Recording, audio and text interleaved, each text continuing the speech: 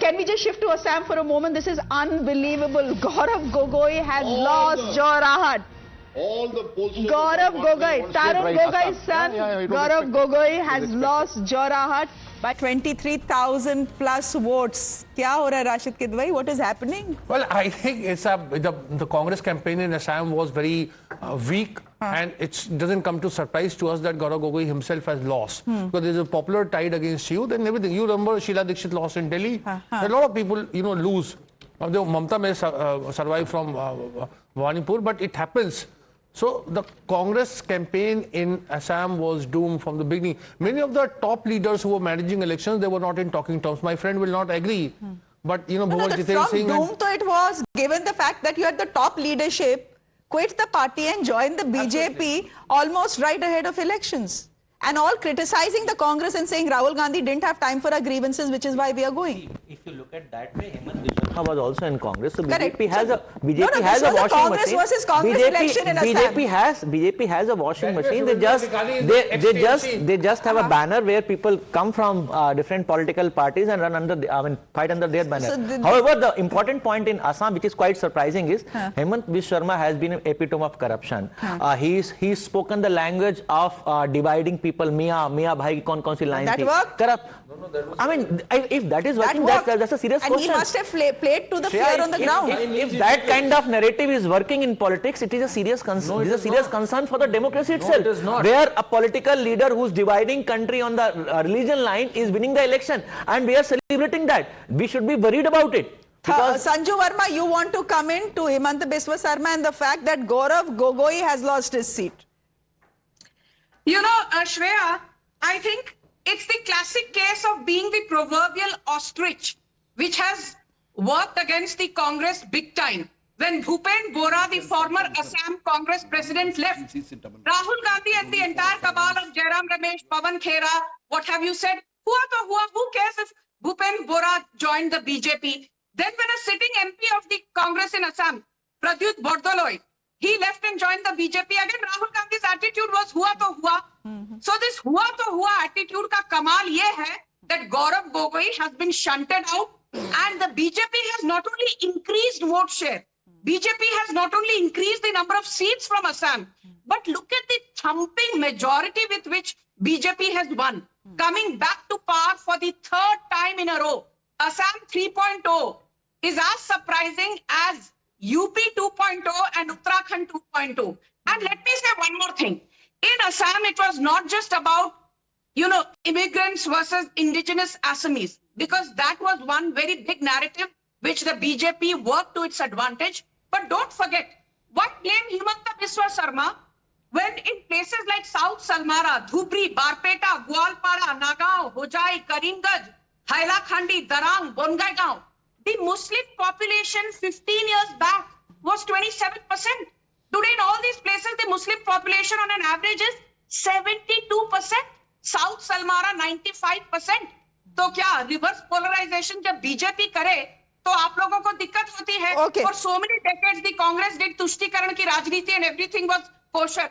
This time, reverse polarization has worked in Bengal, worked in Assam. Hindu consolidation has worked in Bengal, worked in Assam. एक है तो safe है, बटेंगे तो कटेंगे. Work to BJP's advantage, whether you like it or not. एक minute. Umair Junaidi, would you want to come in and let's just stick to the point of Gaurav Gogoi.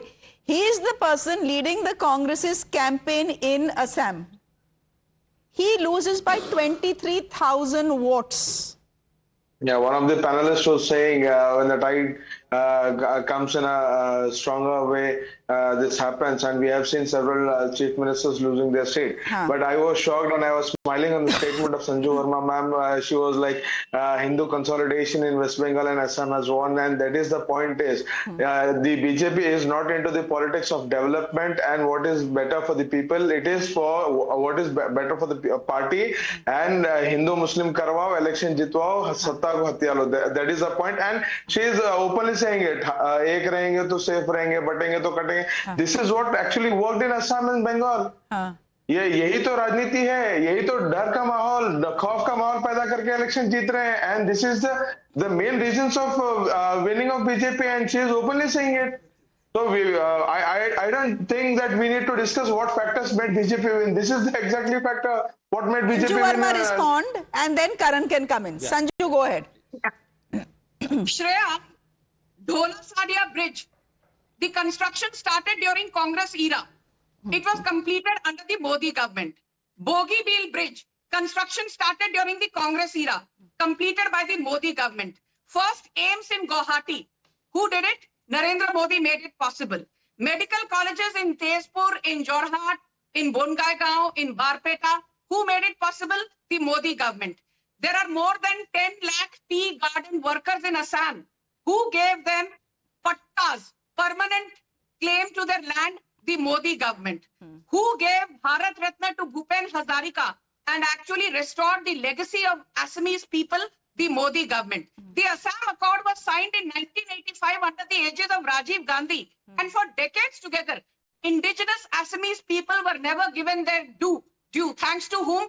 The Congress party. And my final point, Gaurav Gogoi's father was the chief minister of Assam from 2001 to 2016.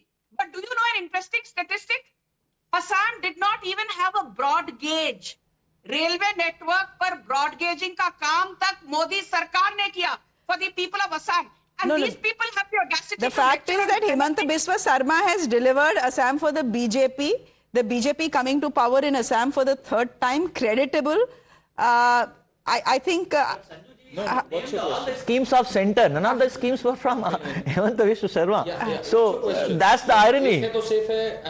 कटेंगे तो कटेंगे that thing which नहीं, is मेरा yeah, the only statement एक minute मेरा बीच में पता नहीं क्यों आ रहे हैं अच्छा नहीं बीच में सब आ सकते हैं कोई बात नहीं this is we'll go to Pratibha just give me a moment here she's standing by with the actually why don't we look at the numbers and then we'll come रुक जाओ when we speak about Assam of course finally it comes down to the seats we'll come to that but as far as the vote share is concerned very interesting data that shows that for the Congress party, they've actually gained about 1%. They were 32.46 in 2021. They've increased it by about 1%. They're currently at 33.89.